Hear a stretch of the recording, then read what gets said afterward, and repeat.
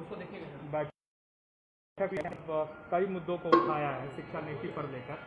दरअसल आप क्या मानते हैं जो नई शिक्षा नीति और आपने क्या सुझाव दिया है? ठीक है ना, मात्र 3 मिनट का समय निर्धारित था अपनी बातें रखने के लिए, लेकिन थोड़ा सा हमने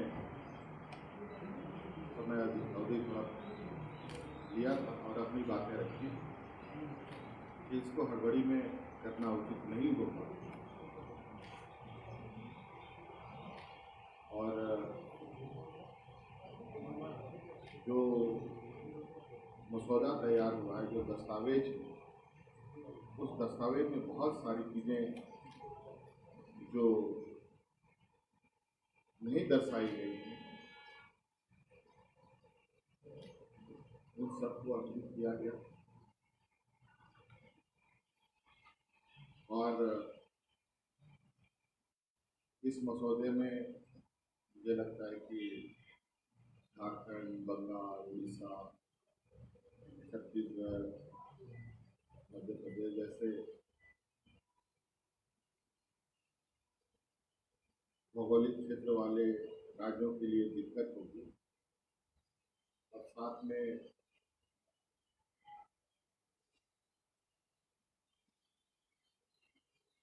जो देश की सामाजिक व्यवस्था है, जहाँ आदिवासी, दलित, पिछड़ा, जिनकी संख्या लगभग 70 से 80%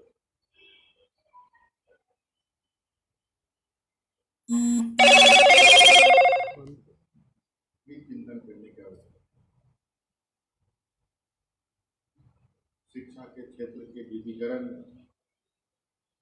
को लेकर मौजूदा केंद्र में भारतीय जनता पार्टी की सरकार, और इसी संदर्भ में 2010-11 में भी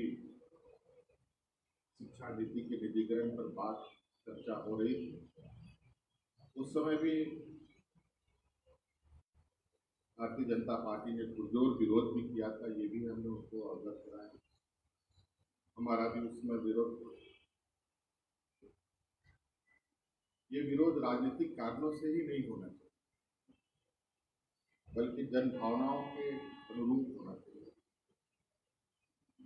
आज इन सब चीजों को ध्यान में रखना आवश्यक है। आज धन संग्रह के सबसे अधिक व्यवस्थाएं केंद्र सरकार के पास, राज्य सरकार नाम मात्र का धन संग्रह करने की शक्तियां प्राप्त राज्य सरकारों को है। ऐसे में वित्तीय व्यवस्थाएं कैसी होगी, मौजूदा प्रस्ताव, मौजूदा दस्तावेज में हमें देखने को नहीं मिला।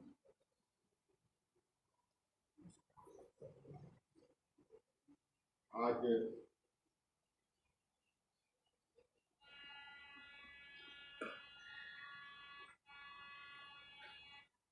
देश के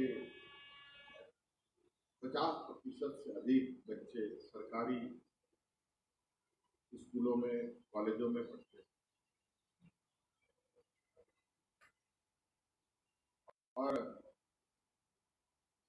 निजीकरण को लेकर जब केंद्र सरकार आगे बढ़ रही है, तो मौजूदा सरकारी व्यवस्था जो चल रही है, इस विषय पर भी चिंतन है। कुल मिलाकर के हमने मौजूदा तैयार हुई नई शिक्षा नीति 2020 के लिए, क्योंकि इसका प्रभाव दूरगामी हो,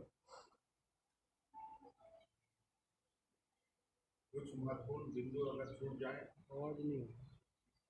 तो भारी नुकसान होने की संभावना है।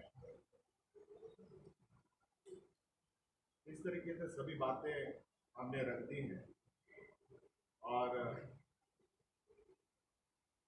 जरूरत पड़ेगा हम लोग लिखित रूप से भी केंद्र सरकार को अवगत करें। रुक जाइए।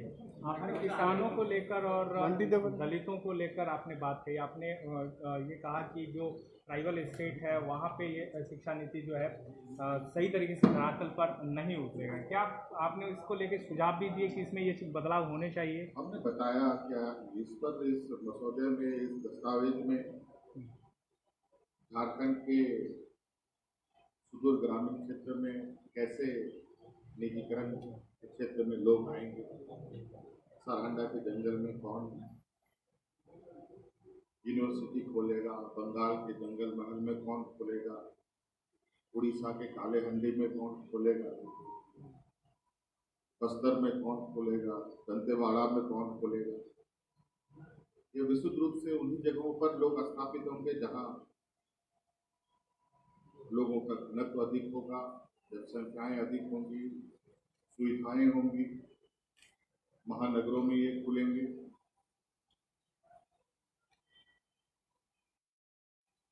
और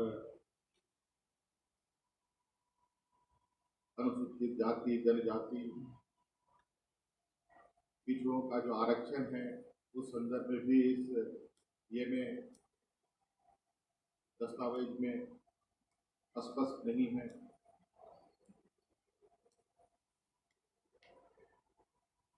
और साथ में शिक्षा का बिल्कुल पैरेलली साथ साथ चलने वाला एक विषय है वो रोजगार। उस रोजगार का भी कोई जिक्र मौजूदा दस्तावेज में नहीं। अगर किसी शिक्षा से रोजगार का मार्ग प्रशस्त नहीं होता तो उस शिक्षण को कैसे ग्रहण करेंगे। इस राज्य में या देश गरीब गुरबा, किसान, मजदूर, आदिवासी, दलित अपनी पेट की चिंता भी इनको होती है। और आज के दिन में जिस तरीके से बहुत हिम्मत जुटा करके शिक्षा की क्षेत्र की सीढ़ियों पर चढ़ाई कर रहे हैं, निजीकरण करने से उनकी इस हिम्मत या वो सीढ़ी छीनने के बराबर है। इसलिए कुल मिलाकर के हमने अपनी आशंकाएं जता दी और आगे जो इम्प्लीमेंट करने की जो व्यवस्थाएं हैं उस पर हमारी नजर है। लेकिन पीएम कह रहे हैं कि शिक्षा के क्षेत्र में सरकार की दखल अंदाजी नहीं होनी चाहिए, हस्तक्षेप नहीं होना चाहिए। आज भी उन्होंने अपने संबोधन में कहा, तो इस संघीय ढांचे में फिर राज्य सरकार की भूमिका क्या होगी? देखिए, इस विषय का सबसे बड़ा स्टेक होल्डर राज्य सरकार है। ये सारा चीजों को धरातल पे उतारना राज्य सरकारों की जिम्मेवारी होगी। और अगर इस विषय पर सही चर्चा नहीं हुआ या सही तरीके से बातें नहीं रखी गई, राज्य सरकारों का और जो संघीय व्यवस्था का जो पिलर है उसको नज़रअंदाज किया गया, तो निश्चित रूप से चीज़ें जिस तरीके से प्रयोग के समय तो सही परिणाम दिखता है, लेकिन उसको रिप्लिकेट करते हैं तो पूरी तरीके से धराशायी है। सर, आज जेपी नड्डा ने भी निशाना साधा, उस पर नहीं बोला?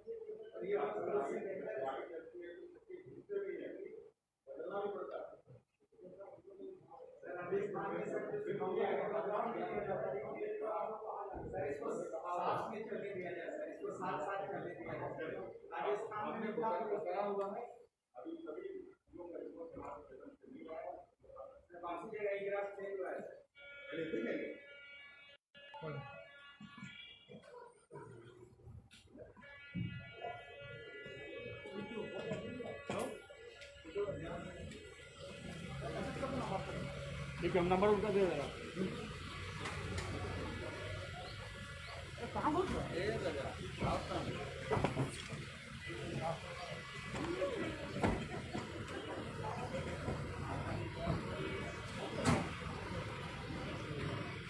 जाते हुए